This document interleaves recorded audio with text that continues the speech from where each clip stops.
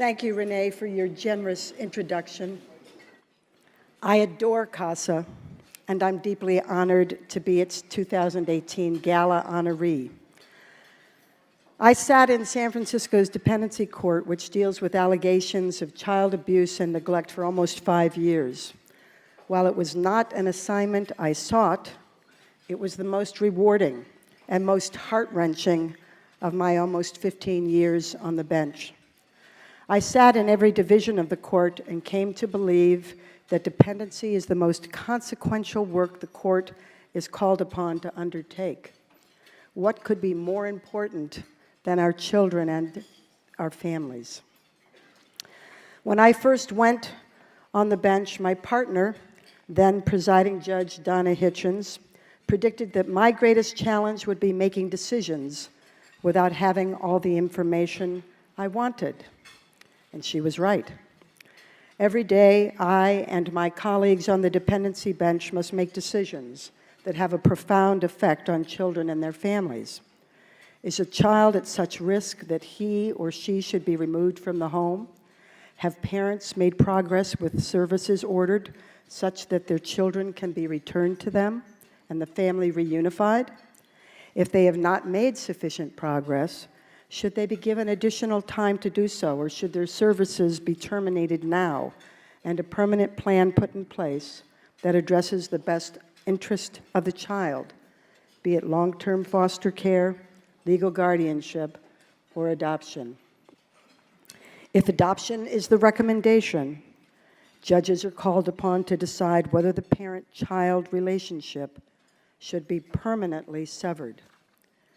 In my almost 15 years on the bench, I made no more consequential decision than that of terminating a mother's or a father's parental rights. I cannot begin to count how many times at the end of a court proceeding I simply wanted to hang my head and weep. Judicial decisions are only as good as the evidence or information that informs those decisions. Children come into the child welfare system traumatized because they've been removed from their families, and parents are traumatized by the removal of their children and are distrustful of this invasion into their lives. We know from countless evidence-based studies that the best way to address childhood trauma is through consistent, caring adult relationships. Enter CASAs. I and my colleagues depend on the incredibly well-trained CASA volunteers to provide us with information about their foster youth to make the best decisions we can. Prospective CASAs participate in over 40 hours of training, which includes learning about the traumatic impact on children of the removal from their parents, even parents who have abused and/or neglected them. They observe court proceedings, and they learn to write reports that can assist a judge in better understanding the challenges faced by each child. Who is this young person? What are his or her strengths, aspirations, and challenges? And as I told prospective CASAs at orientation, I read every single word. CASAs provide unconditional support and care for foster children that strengthen their resiliency, their ability to trust, and their capacity for addressing the trauma to which they've been subjected. The great majority of these children have never had a childhood. An especially poignant example is the 9-year-old boy who had never had a birthday party. And yes, you guessed it, his CASA made it happen. Two of my favorite tasks as a dependency court judge were to participate in the training of our CASAs and to administer their oath of office. I told them they were embarking on an unpredictable roller coaster ride, one during which they were likely to experience great sorrow, but also potentially incredible joy. I told them I did not want to scare them off, but I needed them to know they were undertaking a commitment, be it 18 months or possibly many years, during which they well might be the most significant adult in their foster child's life. And I urged them to take care of themselves, to eat well, to exercise, and to get enough sleep. Secondary trauma poses a significant risk to those who work in the child welfare system, and that includes CASAs. I also spoke to those who came to celebrate a CASA graduate. It was important for them to understand that, like it or not, they were now in the mix too. They had the important task of supporting their loved one or friend in this endeavor.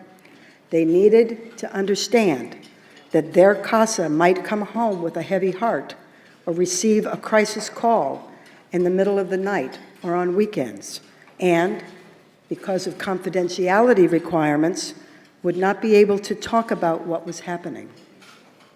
Even the best of relationships can be challenged under those circumstances. I'd like now to ask those of you who have provided support to a CASA to please stand and be acknowledged. We thank you.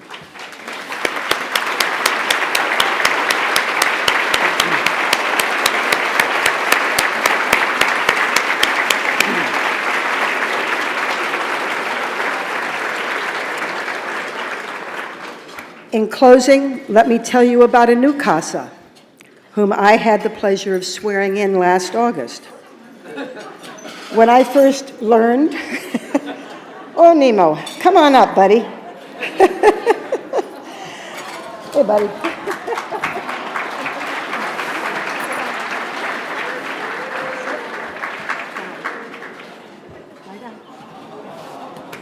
Good boy.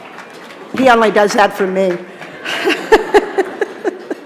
When I first learned about the presence of dogs in courthouses, it was in the context of criminal matters where they had been used to assist victims and witnesses of crime.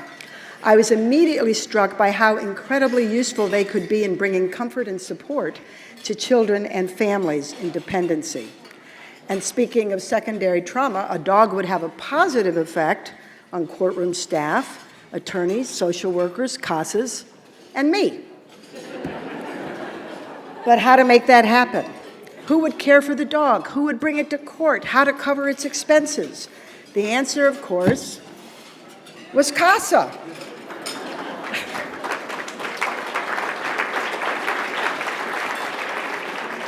I approached SFCASA's relatively new executive director, Renee Espinosa, who agreed to approach her board of directors. I suspect most boards have not been asked to add a dog to their programmatic priorities. But Renee was game and she jumped right in. The CASA board agreed and the application process began. 3 years later, Nemo joined our team.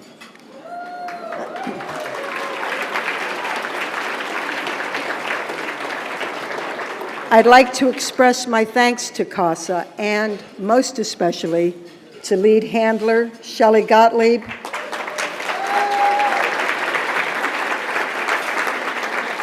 and to Cynthia Dragon, who bring Nemo to court and care for him. Yeah.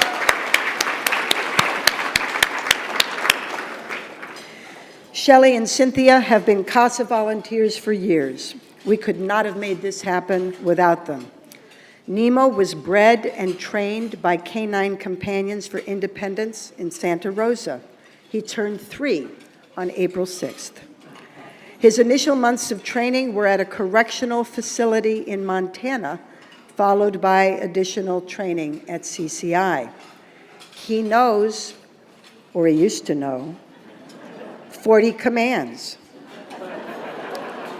Under the excellent care of Shelley and Cynthia, we expect that he will support children and families in San Francisco's dependency court and its staff, attorneys, social workers, and judges for the next 7 or 8 years until his retirement. He is making his presence felt, greeting children in the rotunda of the courthouse and sitting with them during stressful courtroom proceedings. When asked, he will put his head in a child's lap or sit quietly by his or her side. He's also been asked to be present when a child is undergoing a challenging transition, perhaps moving from one foster placement to another which happens far too often, or to sit with a young person who is experiencing suicidal ideation. The youth might not speak to or interact with an adult, but Nemo provides comfort merely by his presence and unconditional acceptance. We are thrilled to have him.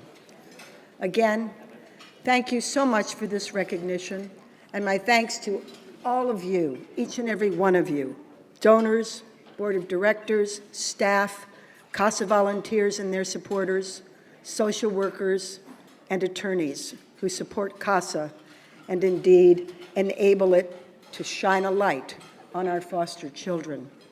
It's been my great honor and my great pleasure to work with this amazing organization. Thank you very much.